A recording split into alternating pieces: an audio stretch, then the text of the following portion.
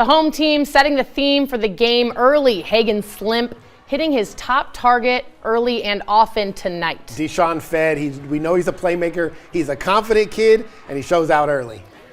Darrell Brown punching it in from a yard out. 7-minute drive to open this one up. The Indians, they're trying to match the Cougars, going for it on 4th and 2.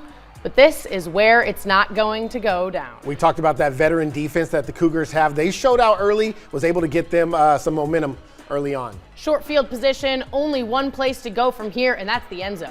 Coach Newman talked about how important it is to get the ball in Fed's hands, and you see they made an effort to do it early. Again, another big play. The blue and gold up 14-0, and their physicality unmatched. Fumble Indians, and just like that, the Cougars are once again in scoring position. When you have good special teams, things happen, big plays count, and that was a big one right there. Slimp wheeling and dealing, another one for good measure. A first half shutout, but in the second half, it was all Indians. Stevens County trailing 21-17 with less than 2 minutes to play, and it's picked off. You just can't have mistakes in pivotal moments. This one right here, big. You're going for a big shot there, but that's double coverage. You just can't make that throw. Just like that, the team from Toccoa takes their first lead of the night. 4 seconds to play, Slimp looking for an open man, and he can't connect with Richard Thomas as time expires. But thanks to a late call, the Cougars get one untimed down. No other option than to go for it all. Hail Mary. And the Cougars fall in a heartbreaker, 24-21. Yeah, tough, Bear. You got. Talk to me a lot about your team's self-inflicted wounds. Y'all go up 21-0 at halftime, give up 24 unanswered in the second half. How did those just self-mistakes show up in this one? You know, you just got to be locked in at all times, and we just weren't there at the end. Let some plays. I mean, heck of a catch by 26 on 4th and 20. You know, he one-hand catches and makes a play, or that would have been the ball game for us right there. But we got to keep on. We got to keep on working and keep on grinding.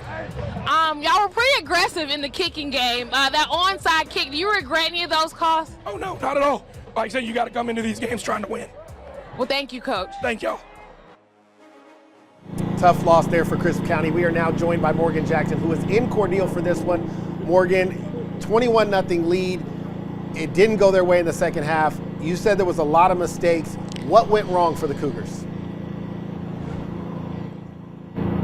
Well, the mistakes really started in the first half. In the first half alone, I was able to write down 7 penalties. I may have missed some, but it really started there. And then the second half, they just didn't come out with that fire they had in the first half. It was almost like they thought they had it in the bag, if you will.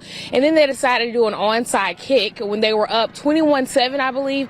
Then Stevens County went down and scored, and then from there it was downhill. You talk about the interception by Hagen Slimp. I know you guys know that one hurt me, but right before that one, they fumbled the ball. So the fumble plus the interception, and then after that, that was pretty much all she wrote. But Coach talked about it all year long. This team has so many self-inflicted wounds. They make a lot of mistakes, and ultimately in this game, those mistakes just cost them the game. Morgan, where does Crisp County go from here? What does this mean for the Cougars? I think this is just a step in the right direction. This is their first home game since Coach Smith's, I believe, second year here. So, I mean, a step in the right direction. Like I said, hosting a home game. I think they can see how they can turn things around from that 0-4 start. But if nothing else, I feel like they learned from this one, you have to play throughout all 4 quarters. I mean, from start to finish, you can't get on a high horse or just kind of ride that lead to a win. Especially in the playoffs, you got to be able to play throughout all 48 minutes. We had talked about, we knew this one could be a very good game, but Crisp was riding a high coming into this one. How does a team like this kind of overcome that disappointment of having a big lead? What do you think that message is from Coach in the locker room after a tough loss like this? I think Coach just tells his guys, you know, like, we got to learn from this, but I also feel like I know it was a sad feeling in the locker room because there were so many seniors on this team, especially on the defensive side of the ball.